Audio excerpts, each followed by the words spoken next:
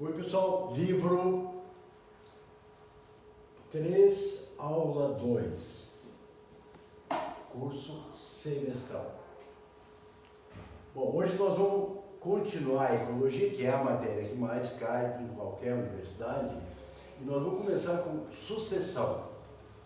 O que é sucessão? É quando vários grupos de seres vivos vão se sucedendo em uma determinada região. Então, daqui a pouquinho nós vamos ver o seguinte, que existem dois tipos de sucessão. Existe a sucessão primária e existe a sucessão secundária.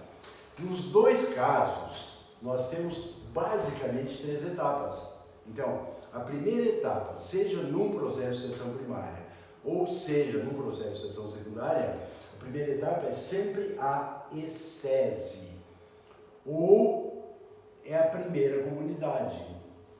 Primeira comunidade que aparece numa determinada região.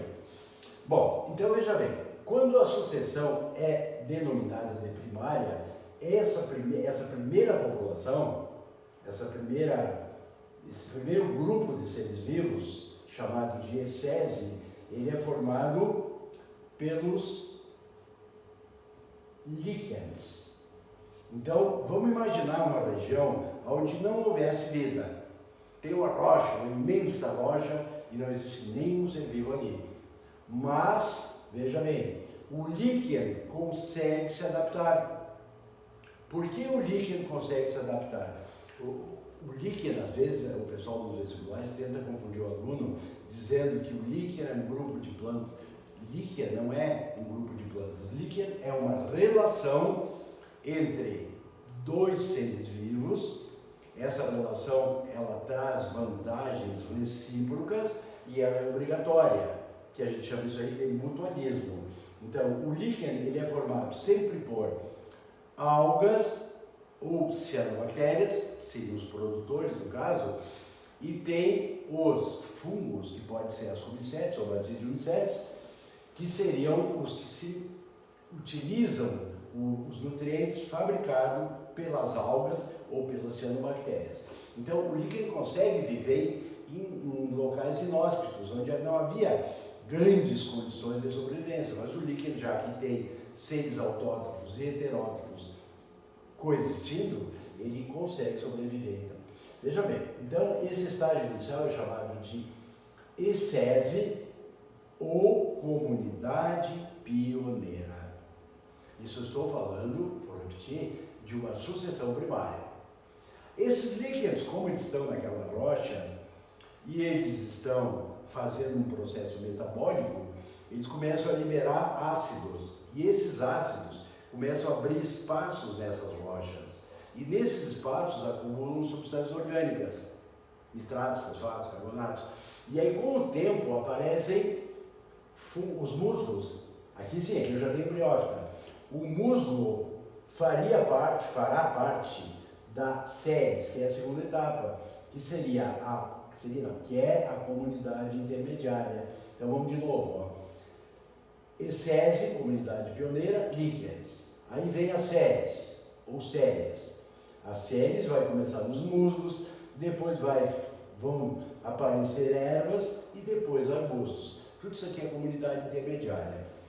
Depois nós chegamos ao máximo de desenvolvimento nesse ambiente com a comunidade clímax. Aí eu vou ter as árvores, eu vou ter a mata, eu vou ter a floresta. Então isso é um processo de sucessão primária.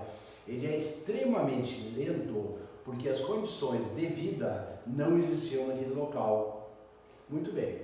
Vamos imaginar então que o tempo foi passando e hoje nós temos uma floresta. Não importa por quê, mas aconteceu um problema. Um incêndio, por exemplo, e essa floresta acabou sendo destruída. Só que veja bem, ó, as substâncias orgânicas que estavam no solo não serão destruídas. E aí vai começar um processo um pouquinho mais rápido, chamado sucessão secundária. Então veja bem, aquela queimada, não importa o que, o terreno acabou sendo desmatado. Aí vai começar a sucessão secundária, só que ela não vai começar com os líquens, ela já vai começar com o capim. O que é capim? Tentem sempre lembrar o seguinte, ó, pessoal, As plantas são divididas em briófitas, músculos hepáticas, pteridófitas, são as samambaias, depois vem as gimnospermas, Pinheiro, e depois vem as angiospermas, que pode ser monocotiledônia e dicotiledônia. Veja que ali o capim, pessoal, ele já é uma monocotiledônia, já é uma angiosperma, já é uma planta com frutos, já é uma planta com flores, tá? Ao contrário de uma ou outra pessoa que está ainda com algumas coisas bloqueando o seu aprendizado, o capim tem flor, tá? O capim tem fruto. E aí depois nós vamos botar em discussão o que é uma flor, o que é um fruto. Mas o fato é que o capim, ele é uma monocotiledônia, portanto é uma angiosperma e é uma planta bem desenvolvida na escala evolutiva. E ela começaria então a partir do terreno desmatado, e ela é a primeira etapa da sucessão secundária, que a gente vai começar então, ó, comunidade pioneira, capim. Depois esse capim vai acabar sendo substituído ou vai conviver com as ervas que vão se transformar em arbustos. Aqui eu terei de novo as séries, só que essas séries aqui é de uma sucessão secundária. Finalmente vem as árvores, a floresta, a mata, e aí eu tenho de novo a comunidade clímax. O que muda da sucessão primária para a secundária? Principalmente o tempo. A sucessão primária, ela é extremamente lenta, porque nós não tínhamos vida naquele local. A sucessão secundária, em termos comparativos, ela é muito rápida. Então, por quê? Porque já tinha as condições mínimas de vida. Veja bem, sempre que nós chegarmos na comunidade clímax, seja na sucessão primária, seja na sucessão secundária, nós chegamos ao máximo da biodiversidade, ao máximo do material, né, do material orgânico naquele local, e a variabilidade também, ela vai sempre num crescente. E o que nós chamamos de homeostase também vai num crescente. Então, agora nós vamos pegar esse gancho aqui.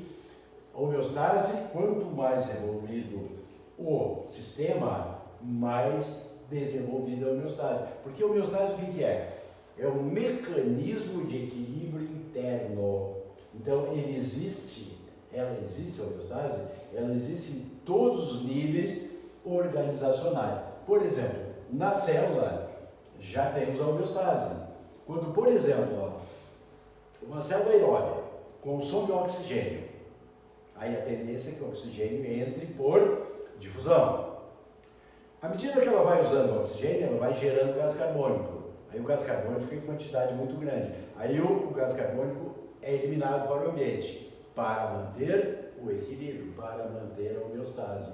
Então eu acabei de citar um exemplo de homeostase na célula, mas existe também no tecido, existe no organismo. Eu estou mostrando aqui um exemplo bem interessante, pessoal. O camelo, ele é um mamífero. Ele tem a temperatura interna constante. Só que isso aí nós vamos botar entre aspas, porque se o camelo mantivesse 100% a temperatura interna constante, ele morreria. Então o que ele faz? Ele consegue, durante o dia, ele eleva a temperatura para perder menos água. E aí, à medida que vem a noite, o que o camelo faz? Ele baixa a sua temperatura. Um elemento humano, pessoal, ele duraria alguns minutos, ou às vezes, sendo bastante otimista, algumas horas. O camelo não. Outra coisa, pessoal, o camelo ele consegue tomar água até o equivalente a metade do seu peso corporal. Então, aliado a isso, a homeostase no organismo do camelo é uma coisa que tem que ser levada assim como um exemplo de adaptação de homeostase fantástico.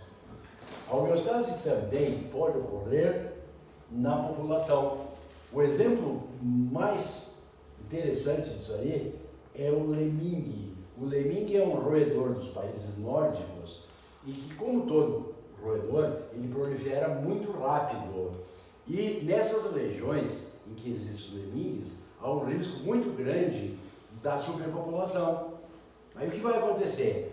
o macho e a fêmea vão começar a se desinteressar um pelo outro, eles vão cuidar menos dos filhotes, e a tendência é que essa população tenha grandes problemas. Então, o que acontece? Para não existir essa disputa feroz entre os lemingues, a cada 4 anos, os lemingues têm um desequilíbrio entre a sua hipófise e a tireoide, e isso aí gera neles uma tentativa de suicídio em massa. Veja, eles se instalaram sempre perto do mar, e entre eles o mar tem um precipício. Então, a cada 4 anos ocorre esse desequilíbrio e eles migram em direção ao mar, separados por um abismo, e se jogam nesse abismo.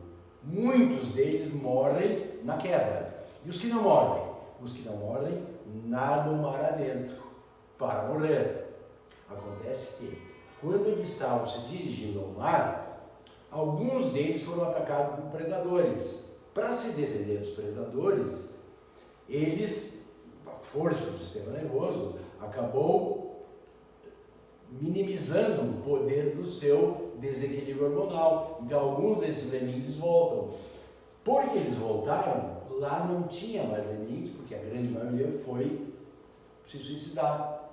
Aí, com o passar do tempo, ele já vai ter de novo disponibilidade de plantas, de espaço, e os lemingues vão de novo proliferar. Quanto tempo? 4 anos. Daqui a 4 anos, eles terão novamente o desequilíbrio entre hipófise e tireoide e vão, mais uma vez, para o suicídio coletivo.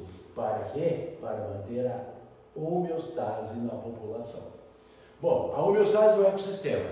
Tu imagina que tu tem um laguinho perto da tua casa e, por uma questão de deseducação, falta de senso ecológico, alguém começa a colocar lá no teu laguinho material orgânico, nitratos, sólidos, carbonatos. Esse material leva à proliferação das algas. E aí as algas, em grande quantidade, fazem o que nós chamamos de floração plantônica. Com aquele aumento de algas, os peixes começam a proliferar. E rapidamente eles passam a consumir as algas. E vai faltar alga e os peixes começam a morrer. À medida que os peixes vão morrendo, as bactérias reproduzem numa quantidade maior do que normal. À medida que essas bactérias estão se reproduzindo, o material para as algas começou a sobrar de novo. Só que as algas agora, ao invés de fazer aquela reprodução muito rápida, elas vão cuidar um pouquinho, não elas conscientemente, mas a homeostase nesse ecossistema vai fazer com que a proliferação seja um pouquinho mais cautelosa e devagarinho eles voltarão ao equilíbrio. Isso, pessoal, sempre desconsiderando a ação humana, porque quando o homem bota a mão, essa homeostase no ecossistema pode sofrer um processo que nós chamamos de eutrofização ou eutroficação. Aquele material orgânico em excesso vai fazer com que a proliferação das algas seja um absurdo. E aí elas vão proliferando e elas vão criar uma barreira para a entrada da água no ambiente, para a entrada da luz naquele ambiente. À medida que a água não entra, morrerão os vegetais submersos.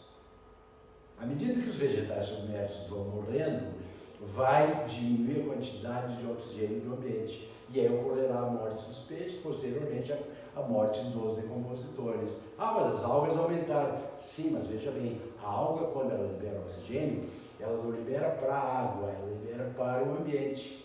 Então essa alga que tem aqui, que proliferou, ela não vai fazer nada por esse lago.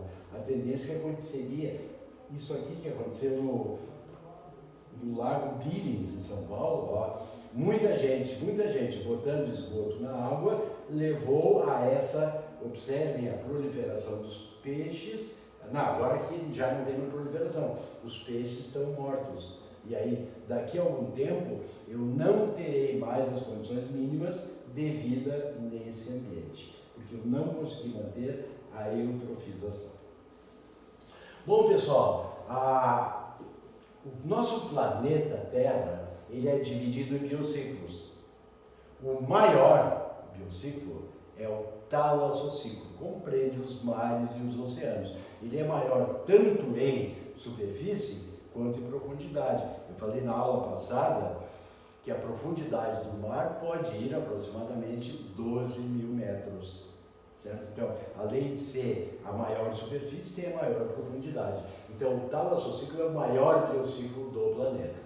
Nós teríamos o limnociclo, que é o biociclo das águas doces, que esse é bem menorzinho, e nós teríamos o epinociclo, que é o biociclo terrestre, que tu vai dizer, mas não dá nem para comparar em termos de tamanho com o talassociclo, mas dá para comparar em termos de biodiversidade. A pergunta é, por quê? Porque para sobreviver no epinociclo, o ser vivo tem que ser muito adaptado. Então, por isso que a evolução, ela ocorreu mais aqui na Terra. Então, aqui estão os seres mais evoluídos do planeta. Bom, as águas doces são divididas em águas lóticas e águas lênticas.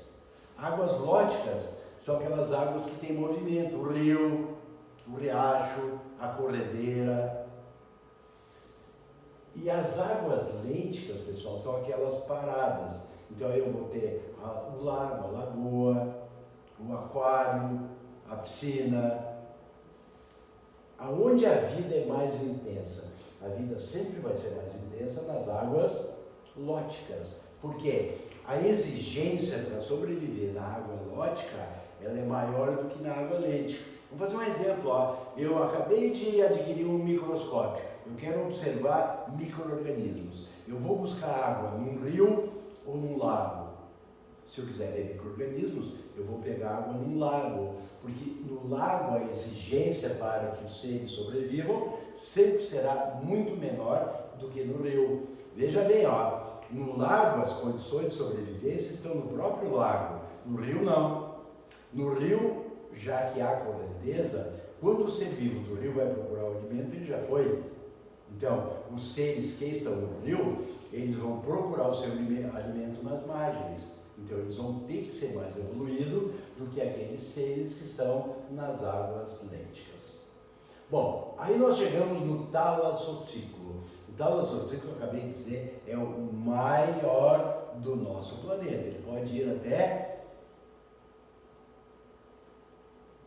a superfície maior, 80% do nosso planeta é de águas salgadas. E ele pode ir até uma profundidade de 11, quase 12 quilômetros de profundidade. Bom, então vamos falar sobre o talassociclo. Ele é dividido em zonas eufótica, disfótica, afótica. Olha os prefixos. Ó. Eu, verdadeiro, completo.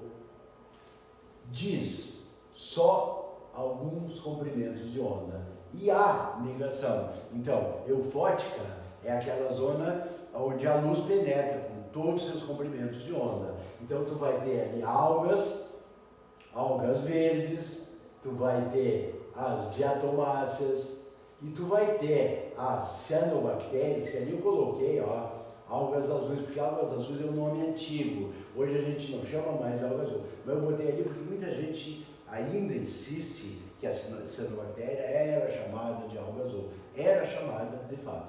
Hoje tu chama mais cianobactéria. Como tem muita alga das azuis, que não é alga, que são cianobactérias, tem alga verde, tem alga diatomácea, tu vai encontrar muitos animais fitófagos, fiton, planta, fagos, comer, que comem plantas, que é o mesmo que tu pode dizer de animal herbívoro.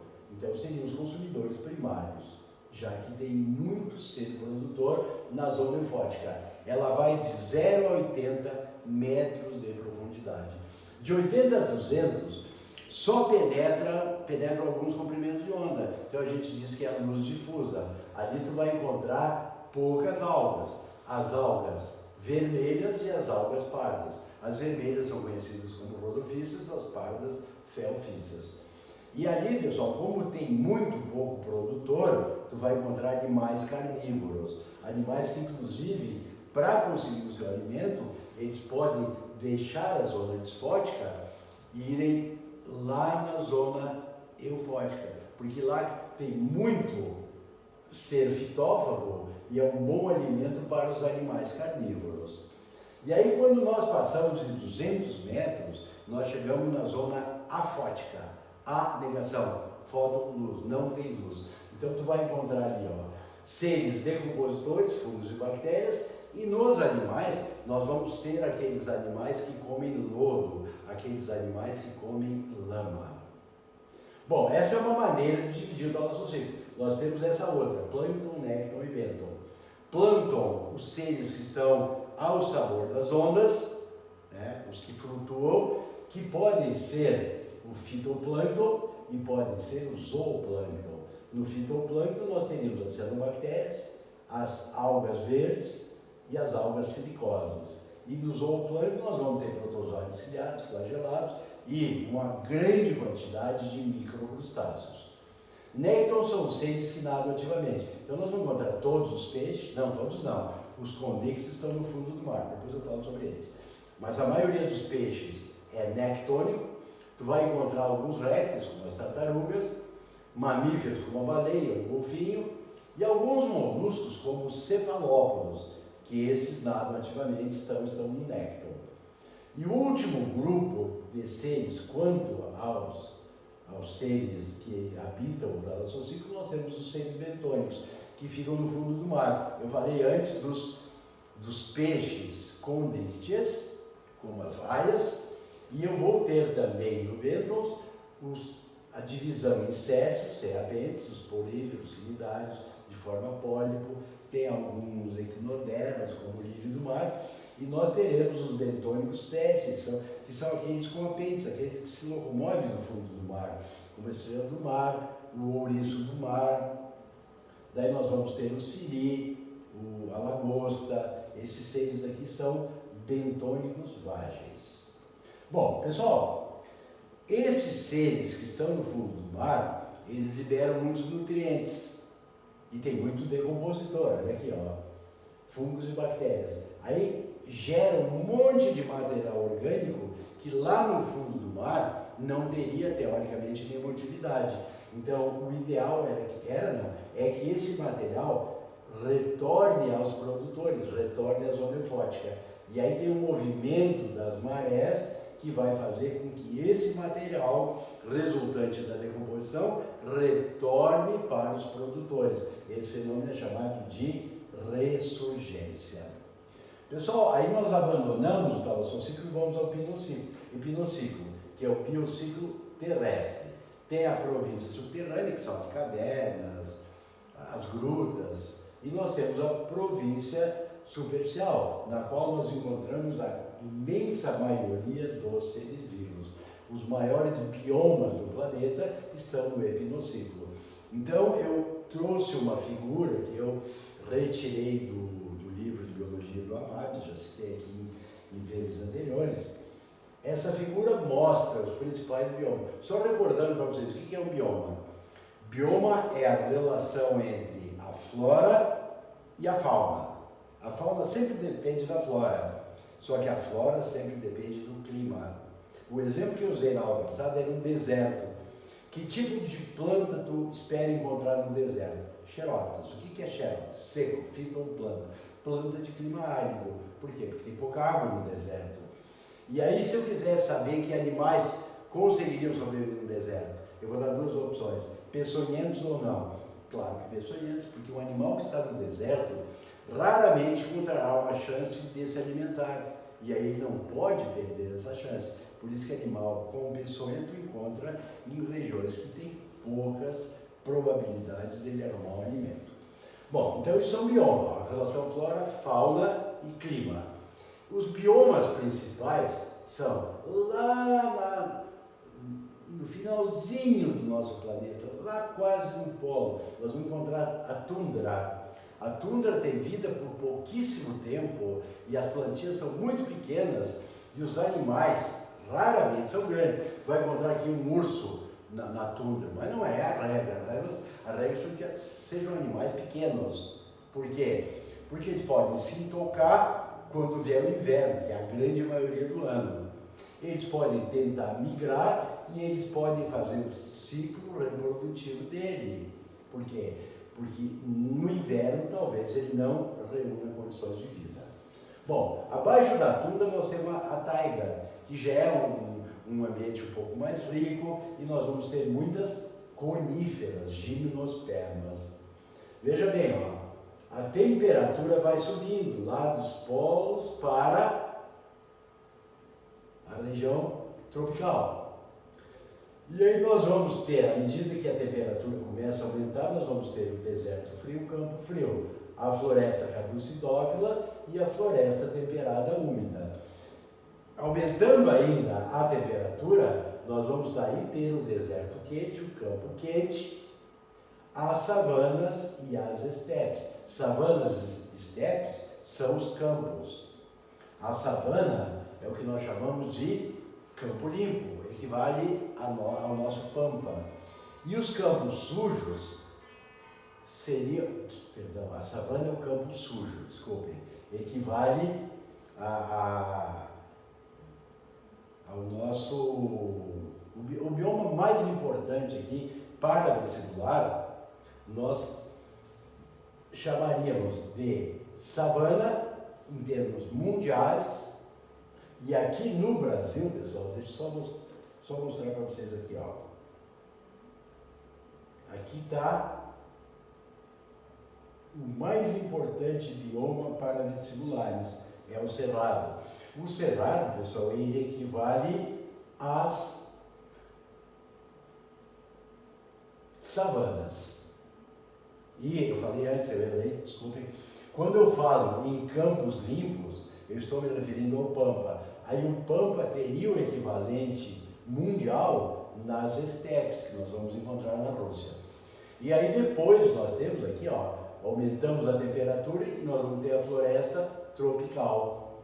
Veja bem, ó, daqui, ó, do deserto para o campo quente, para a savana e terminando na floresta tropical, nós vamos ter a maior pluviosidade, a maior precipitação. Então aqui eu passei de uma maneira bem genérica os principais biomas em termos mundiais, porque agora, pessoal, nós vamos falar dos nossos biomas brasileiros. Então aqui eu estou falando do principal bioma mundial, pessoal. Esse que atualmente o governo está tentando acabar com ele, mexendo com as reservas indígenas, liberando para extração de minerais, fazendo desmatamento, queimadas. Então isso aqui é o bioma mais rico do planeta.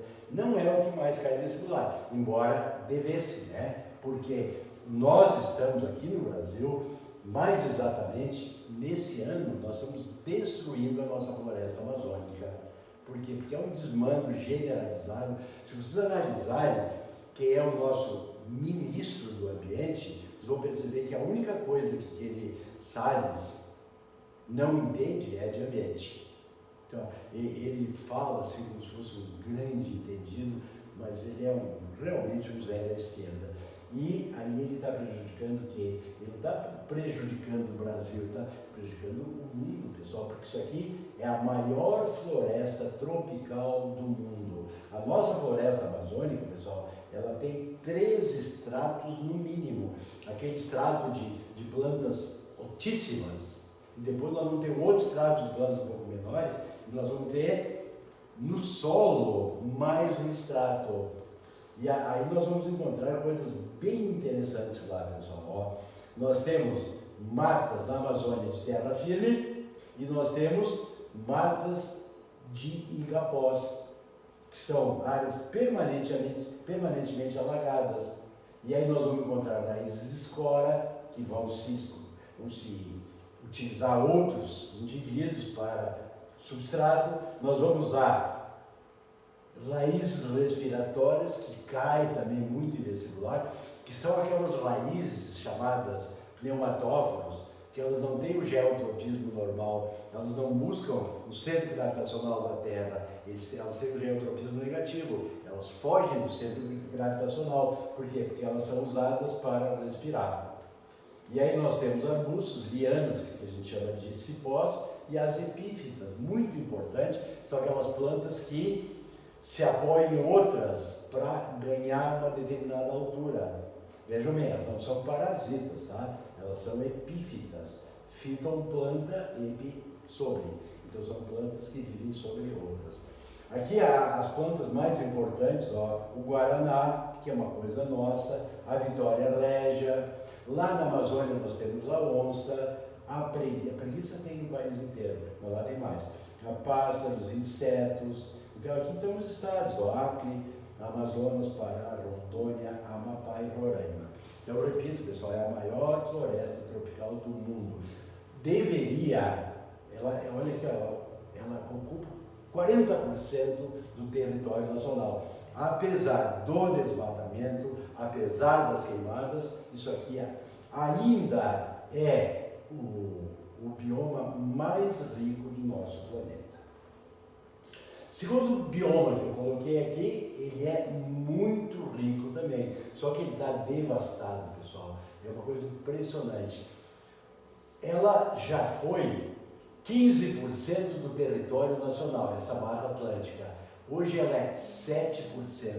Se você considerar 7% de 15%, vai dar um pouquinho mais do que 1%. Isto é, nós, de 15% da área do nosso país, hoje nós temos 1% da Mata Atlântica. É uma das coisas mais lamentáveis que existem. Ali, ó, aquilo ali está em azul, ó. Só que se a gente fosse fazer uma tomada aérea, nós teríamos menos de 5% daquilo ali que está em azul. Então a maior devastação no planeta é a que está acontecendo na Mata Atlântica. Tá, pessoal? Por isso que a Mata Atlântica é um dos 2 hotspots brasileiros. O outro hotspot é o Cerrado. Por isso que às vezes o cara diz assim, ó, aqui na nossa Universidade Federal, uma das nossas universidades federais, vamos pegar a URGS, ó. Qual é o bioma que mais cai? Às vezes a pessoa encara de maneira simplista. Em que bioma nós estamos aqui? Ah, nós estamos no Pampa, então o Pampa que vai cair. Não, pessoal, o Pampa é um bioma extremamente pobrezinho. Gramíneas, poucas aves ao longo dos leitos dos rios, formando capões. Então, um bioma rico, de verdade, é a Mata Atlântica e o Cerrado. E claro, a Floresta Amazônica. Pois esses dois, ó, a Mata Atlântica e o Cerrado, são os 2 únicos hotspots do Brasil. Depois eu vou voltar a esse termo hotspots. Primeiro eu vou falar da Caatinga. A Caatinga, pessoal, é o bioma brasileiro que equivale aos desertos. Então tu vai encontrar ali xerófitas e aí tu vai encontrar aquelas plantas típicas, ó, xique, mandacaru, barriguda. Então são plantas que têm parênquima aquífero, tem raízes bastante longas, porque tem muito pouca água nesses ambientes aí. Então tu vai encontrar ó, serpentes, lagartos, gambás, preás, as serpentes aqui venenosas, por quê? Porque tem pouco alimento nessa caatinga que equivale aos desertos mundiais. Depois nós chegamos aqui, ó, aqui sim, esse aqui, além da Mata Atlântica, é um dos 2 hotspots. Só que o Cerrado, ele representa 25% do solo brasileiro. Então, claro que ele vai ser muito importante para o vestibular. Se vocês pegarem 10 vestibulares da URGS, por exemplo, que caiu biomas, provavelmente 9 ou 10 dessas questões trarão o Cerrado. Então, mas nunca se pergunta sobre o Pampa? Não, nunca se pergunta sobre o Pampa. Por quê? Porque o Pampa não é um bioma importante para o Brasil. O Cerrado, sim. Tá, pessoal? Então, o que eles podem perguntar do Cerrado? Eles podem perguntar assim, ó, por que os troncos são assim, ó, retorcidos no Cerrado? Como tem muita combustão, muita queimada espontânea, alguém pode analisar assim, essas queimadas têm algo a ver com isso. Não é verdade, a queimada não tem nada a ver com esses troncos sendo retorcidos. Quando eles colocarem isso no teu vestibular, tu vai ligeiro procurar uma alternativa que diga assim, ó, excesso de muitos minerais, mas muito pobre, muito rico em alumínio e pobre em outros minerais, certo? Então aqui tu vai encontrar, ó, a ema, que já foi muito comum aqui no Rio Grande do Sul. Hoje nós raramente encontramos em estado natural as emas. A anta, e aqui, ó, o dia vestibular, lobo-guará, em extinção. Então, grandes possibilidades de aparecer na prova de vocês. Isso no Cerrado. Aí nós vamos encontrar o Pantanal também muito rico. Vai ter, eles têm sempre rios intermitentes. O que significa isso? Como chove muito e como tem muita seca, então os rios vão ser intermitentes. Hoje tem um rio aqui, daqui a algum tempo não vai existir aqui, mas vão aparecer rios em outra região. Então é muito rico o nosso Pantanal. Tá? Ele não ocorre só no Brasil, tá, pessoal? Ele ocorre em vários países aqui da América. Depois nós encontramos a vegetação litorânea, que são as restinhas e os manguezais. É quando as espécies marinhas vêm para o mangue para reproduzir. Aí nós temos o nosso bioma, que é um dos mais pobrezinhos, né? Ele é caracterizado por gramínea, que são monocotiledôneas, mas elas não fornecem uma boa fixação, porque as raízes são pequenas. E aí é muito fácil que aqui ocorra no pampa a erosão. E aí nós usamos muito para pastejo. E aí faz muita queimada.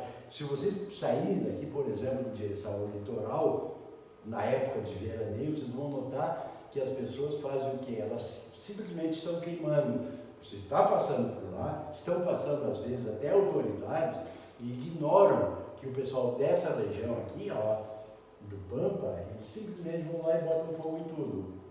Crime ambiental, né? Claro que em menor escala do que lá na Amazônia, mas continua sendo um crime ambiental. O que o nosso ministro dizia? O Salles não dizia nada, né? Porque ele nem sabe o que é ambiente. Bom, voltando aqui, ó. Bom, estou falando dos ministros aí, pessoal, mas temos que nem dá para falar nada, né? A Damares não dá para falar nada. O ministro da Educação, pessoal, o que esse cara está fazendo no nosso país? Nosso país já está virado no chapéu velho, agora bota esse ministro da Educação. Mata de Araucária. A Mata de Araucária, pessoal, ela vai começar aqui no Rio Grande do Sul, ela vai de Santa Catarina, mas o forte dela era o Paraná. Tanto que a Araucária mustiflora é conhecida como Pinheirinho do Paraná. Então, o forte da Mata de Araucária era o Paraná, mais Santa Catarina, mais Rio Grande do Sul, mais São Paulo e mais Minas. Só que agora, pessoal, nós não chegamos, nós já temos 2% do que era. Nós já tivemos 60% da nossa superfície do Brasil em mata de araucária. Hoje nós estamos com 2%, quer dizer, acabamos com a mata de araucária. Para terminar essa parte, mata dos cocais. O que é um cocal?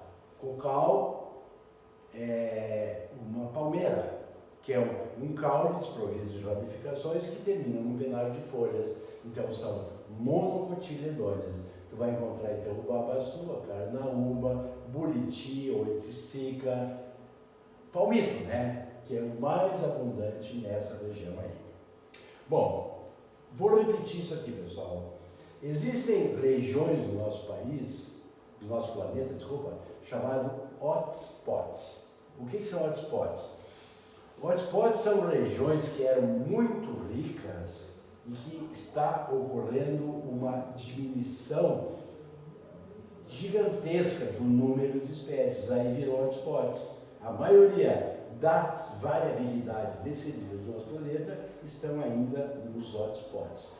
2 hotspots no Brasil, Cerrado e Mata Atlântica. Por isso que são os biomas que mais têm chance de aparecer no vestibular. Bom, no livro de vocês tem isso aqui, ó. Tem um resuminho de cada bioma. O que a gente poderia fazer isso? Eu sugeri vocês pegarem uma tesoura, recortar e andar com isso aí no bolsinho, pelo menos por 2 ou 3 dias, para tentar ter uma ideia melhor do que existe em cada um desses biomas brasileiros. Bom, depois vem os ciclos biogeoquímicos. Eu quero primeiro falar uma coisa para vocês bem interessante. Quando a gente fala em matéria e energia numa teia ou numa cadeia alimentar, qual é a diferença? A matéria é cíclica, isto é sempre a mesma matéria. Aí ela vai passando de um nível para o outro e depois ela volta para o produtor. A energia não. A energia é continuamente renovada através do fenômeno da fotossíntese. Então, tu não vai ter ciclo de energia. A energia sai do produtor e vai passando todos os níveis ecológicos. A matéria não. A matéria vai passando todos os níveis ecológicos, mas ela sempre volta para o produtor. Então, eu tenho vários ciclos que eu tenho que saber. Eu tenho que saber o ciclo do carbono, o ciclo do oxigênio, que são muito próximos um do outro. Porque as duas equações que eu tenho que saber para trabalhar com esses dois ciclos são a fotossíntese e a respiração. A fotossíntese, só recordem no livro 1 ainda, na fotossíntese, de dia entra a água, essa água é quebrada e libera o oxigênio para o ambiente, e libera água, certo? Então a fotossíntese é extremamente importante no ciclo do carbono e no ciclo do oxigênio. Na respiração, eu parto do composto orgânico, por exemplo, a glicose, que encontra o oxigênio. O oxigênio vai queimar a glicose para retirar da glicose a energia. E dessa retirada da glicose, da energia, forma o gás carbônico e forma a água. Então, esses dois fenômenos, fotossíntese e respiração, eles vão estar presentes tanto no ciclo do carbono quanto no ciclo do oxigênio. No ciclo do carbono, pessoal, é muito importante vocês saberem o seguinte: a cada 24 horas que passa no nosso planeta, nós temos um aumento de gás carbônico e uma diminuição de oxigênio. O que acontece isso? O gás carbônico, pessoal, ele retém a radiação ultravioleta. Ele faz com que a temperatura do nosso planeta tenda a aumentar. Com o aumento da temperatura, nós teremos, claro que antigamente a gente dizia, daqui a muito tempo, não é mais, isso já está acontecendo. Com o aumento da temperatura, há uma tendência que nós tenhamos uma fusão das calotas polares. Com a fusão das calotas polares, o nível dos mares tende a subir. Com a elevação do nível dos mares, nós teremos uma submersão das regiões litorâneas, que é onde estão os seres vivos. A maioria dos seres vivos está na região litorânea. Isso aí há uma tendência a curto prazo, claro que a ecologia a curto prazo é muitos anos, mas há uma tendência que tudo isso aí fique submerso num razoável lapso de tempo. Então, esse é o problema do aquecimento global no ciclo do gás carbônico. No ciclo do oxigênio, nós temos um outro problema, pessoal. Olha aqui, o oxigênio, ele origina a camada de ozônio. Essa camada está mais ou menos a 20 quilômetros da superfície terrestre. Veja bem, a biosfera, ela vai 10 quilômetros para baixo do nível do mar, e 10 quilômetros acima. Então, essa camada de ozônio está um pouquinho para cima da biosfera, mas ela é importante porque ela vai estar nos protegendo. Então, com o passar do tempo, começam a aparecer, a gente usa muito a expressão buracos na camada de ozônio. Não são buracos, na verdade, são falhas na camada de ozônio. Isso aí vai retirando aquele nosso escudo protetor. Isso aí, claro, que vai trazer consequências logo. Bom, além do ciclo do carbono, além do ciclo do oxigênio, nós temos que considerar também os dois ciclos da água, porque a água tem dois ciclos, tem o pequeno e o grande. Agora imaginem o seguinte, aqui é muito fácil da pessoa se atrapalhar. Quando a água evapora aqui na Terra, quando ela evapora nos rios, quando ela evapora nos mares, toda essa água evaporada, ela vai formar nuvens. E aí essas nuvens, com o tempo, elas vão se precipitar na forma de chuvas ou na forma de granizo, certo? E aí depois ela vai de novo evaporar e vai para a formação de nuvens. Então tu imagina todas as chuvas que acontecem, todas elas dependem da evaporação. Isso é um dos ciclos da água. Só que agora vem o detalhe. Esse é o pequeno ciclo da água. É uma quantidade pequeníssima da água, que é essa que sobe e que depois se precipita. Porque o ciclo grande da água, pessoal, o ciclo grande da água é aquele que ocorre nas teias e cadeias alimentares. É aquela água que está no solo e que o produtor usa a água, absorve na forma de seiva bruta, e essa água vai para as folhas. E aí a planta faz a fotossíntese, capta, ela retira o gás carbônico. A gente usa a expressão, vamos retirar esse gás carbônico e formar a glicose. Então vamos sequestrar o gás carbônico. Com o sequestro do gás carbônico, nós tenderíamos a diminuir o aquecimento global. Só que não é o que está acontecendo. Nós estamos produzindo mais gás carbônico do que nós estamos liberando de oxigênio. Então, por isso que o aquecimento global é uma coisa de curtíssimo prazo para talvez eliminar inclusive a vida do nosso planeta, bem pessimista. Bom, então esse é o grande ciclo da água, que o vegetal retira essa água, aí o animal consumidor primário retira os compostos orgânicos com água que vão para o consumidor secundário, consumidor terciário. Algumas pessoas dizem, tá, mas se eu não tomar água, eu corro risco de vida?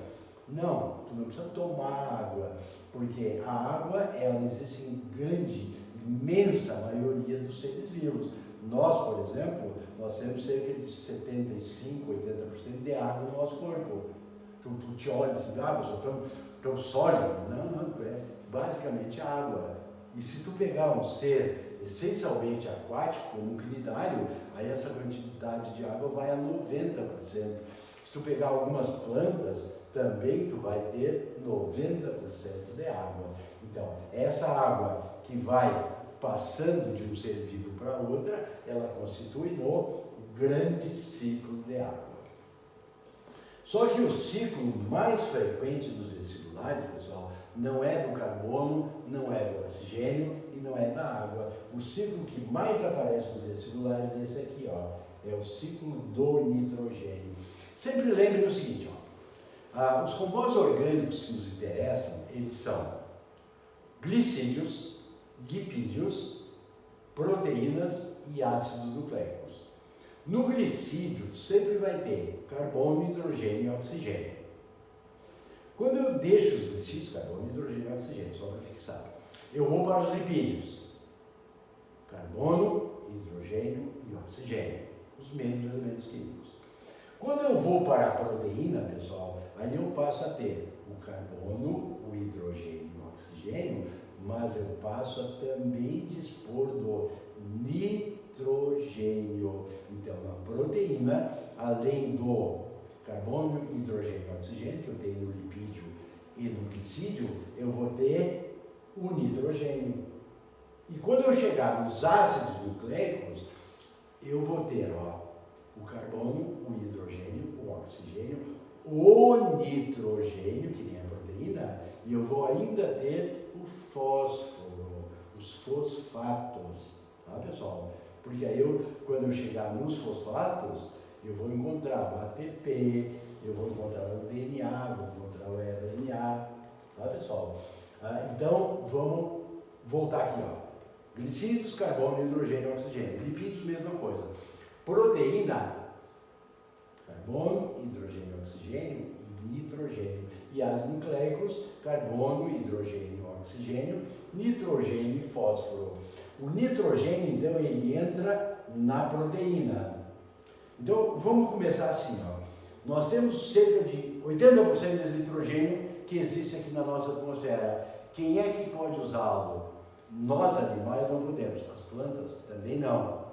Então eu vou contar com os decompositores, que vão retirar esse nitrogênio da forma molecular e vão realizar um processo que a gente chama de amonização, isto é, transformar o nitrogênio molecular no íon amônio NH4.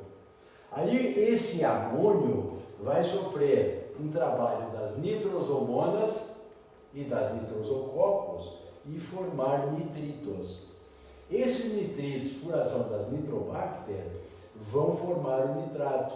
Então, esse processo de transformar o amônio em nitrato, eu chamo de nitrificação, envolve a nitrosação através das nitrosomonas e nitrosococos e a nitratação através das nitrobacter. E aí o nitrato, pessoal, esse daqui, ó, ele vai ser incorporado aos seres vivos. E aí, esses seres vivos vão sofrer um processo de desnitrificação para eles voltarem para o ambiente. Então aqui eu faço mais um resuminho, ó, pessoal. Esquece a primeira linha, esquece o desóbio, tá? Os decompositores transformam o nitrogênio molecular em íon amônio. As nitrosomonas transformam o íon amônio em nitrito, as nitrobacter transformam os nitritos em nitratos. Os nitratos vão ser incorporados aos seres vivos. Depois, esses seres vivos vão ser desnitrificados, devolvendo o nitrogênio para o ambiente. Esses 80% que nós temos de nitrogênio. Por que eu pedi para deixar de lado o risóbio? O que é risóbio? Risóbio são aquelas bactériazinhas que estão nos nódulos das leguminosas. Recordando, o que são leguminosas? São plantas que têm um fruto chamado legume, também conhecido como vagem. Essas leguminosas, elas têm bactérias nas suas raízes formando nódulos. Essas bactérias são do gênero risóbio e são bactérias que fazem a fixação do nitrogênio. E elas fazem todas essas etapas aqui, ó, que várias bactérias precisariam agir simultaneamente. A risóbio faz tudo isso. Por isso que ela torna esse grupo de plantas, as leguminosas, como a família mais importante que existe no planeta Terra. Então, inclusive nós vimos na aula passada as relações dos seres vivos, e eu lhes disse que essa relação das leguminosas com as bactérias do gênero risóbio está como um caso de mutualismo. É uma relação de coexistência obrigatória e de vantagens recíprocas. Então, essa relação de seres vivos, primeiro, relações de seres vivos é uma coisa que mais cai nesse vestibular. E essa relação, chamada mutualismo, é dentre as relações a que mais aparece no vestibular. Pessoal, nos encontramos então daqui a mais uma semana. Um bom estudo para vocês. As coisas estão bastante confusas hoje.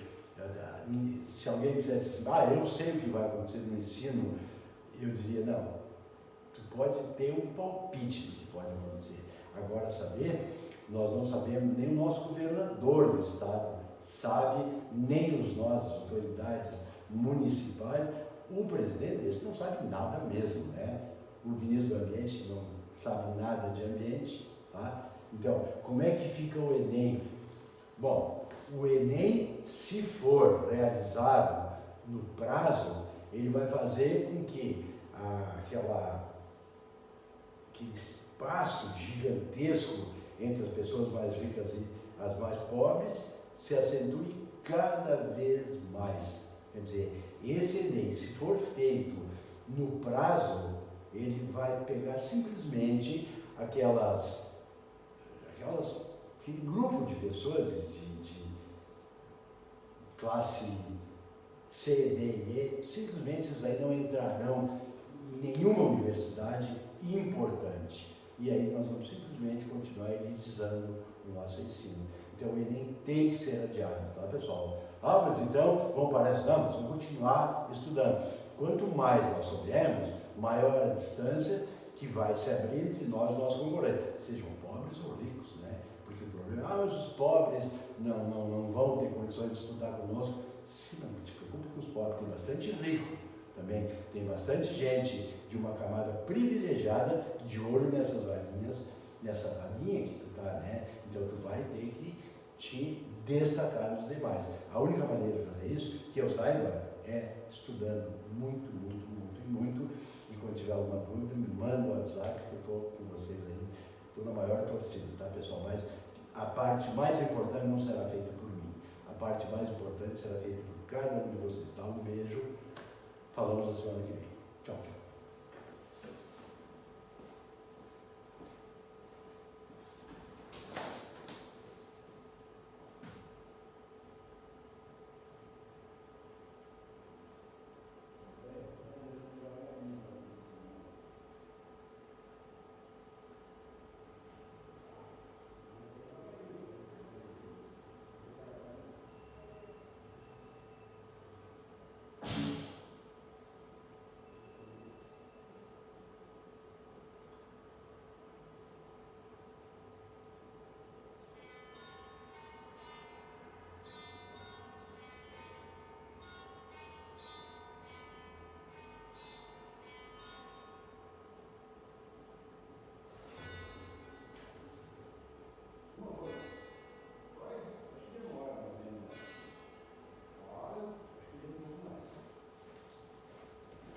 Pelo menos o nosso esquema aqui ficou bom.